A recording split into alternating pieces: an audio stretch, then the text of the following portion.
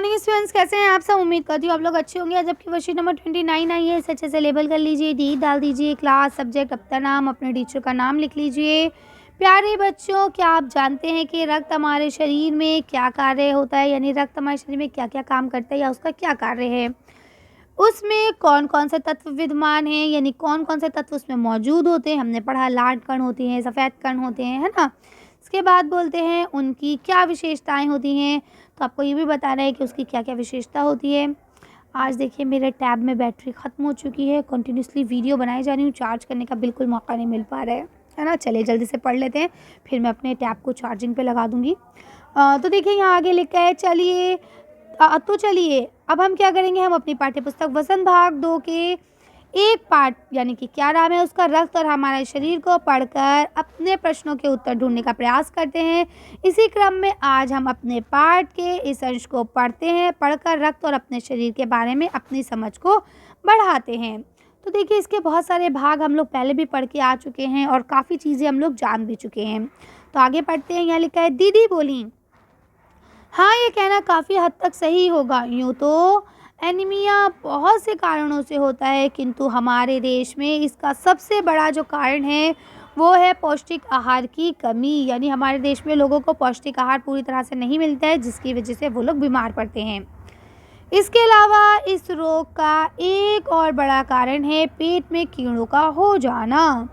ठीक है, और ये कीड़े हमारे पेट में कैसे होते हैं, ये कीड़े प्राय दूषित जल और खाद्य पदार्थों द्वारा हमारे शरीर में प्रवेश करते हैं, यानी हम गंदा खाना खा लें या गंदा पानी पी लें तो उससे ही ये हमारे शरीर में आते हैं। अतः इनसे बचने के लिए ये आवश्यक है कि हमें पूरी सफाई से बने गए खाद्य पदार्थ को ही ग्रहण करना चाहिए, यानी साफ़ सुथरा खाना ही खाना चाहिए, हाइजेनिक फूड खाना चाहिए।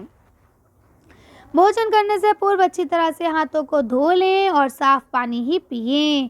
और हाँ अनिल, एक किस्म के कीड़े और भी होते हैं जिनके अंडे ज़मीन के ऊपरी सतह पर पाए जाते हैं। इन अंडों से उत्पन्न हुए लार्वा त्वचा के रास्ते शरीर में प्रवेश कर आंतों में अपना घर बना लेते हैं। इनसे बचने का सहज उपाय है कि शौच के लिए हम शौचालय का प्रयोग करें और इधर उधर नंगे पैर ना घूमें।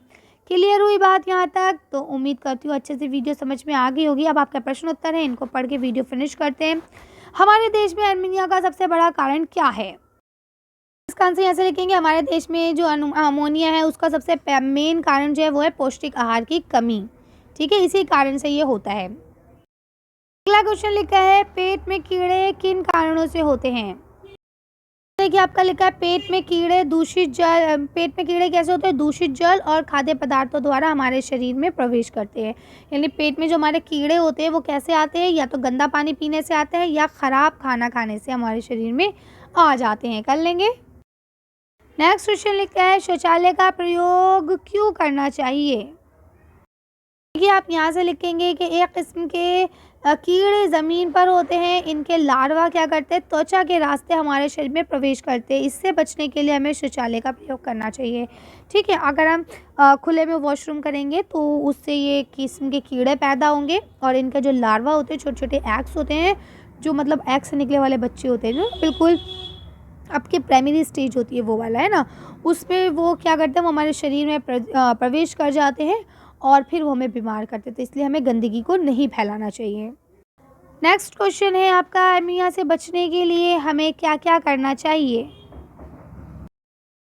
तो देखिए आप लिख सकते हैं, एनीमिया से बचने के लिए जो आपकी बीमारी है उससे बचने के लिए हमें निम्नलिखित काम करना चाहिए। जैसे नंबर 1, पौष्टिक आहार खाना चाहिए क्योंकि यह कुपोषण के कारण होती है। दूसरी चीज़, दूषित जल या ख़राब खाद्य पदार्थ नहीं खाना चाहिए, उनके सेवन से बचना चाहिए। इसके बाद शौच को शौचालय में ही करना चाहिए, यानी कि अगर वॉशरूम जाना है तो खुले में वॉशरूम ना करें, है ना। और इधर उधर नंगे पैर भी नहीं घूमना चाहिए, क्योंकि अभी हमने इसमें पढ़ा था किस तरह से छोटे छोटे कीड़े होते हैं जो हमारे जिस्म में घुस जाते हैं। कर लेंगे। चलिए आगे बढ़ते हैं। नेक्स्ट क्वेश्चन है, जल प्रदूषण कैसे होता है, आप अपने अनुभव के आधार पर लिखिए। किस तरह से जल प्रदूषण होता है, किस तरह से हम इसे कम कर सकते हैं, ये आपको लिखना है। चलिए इसका आंसर देख के वीडियो फिनिश करते हैं।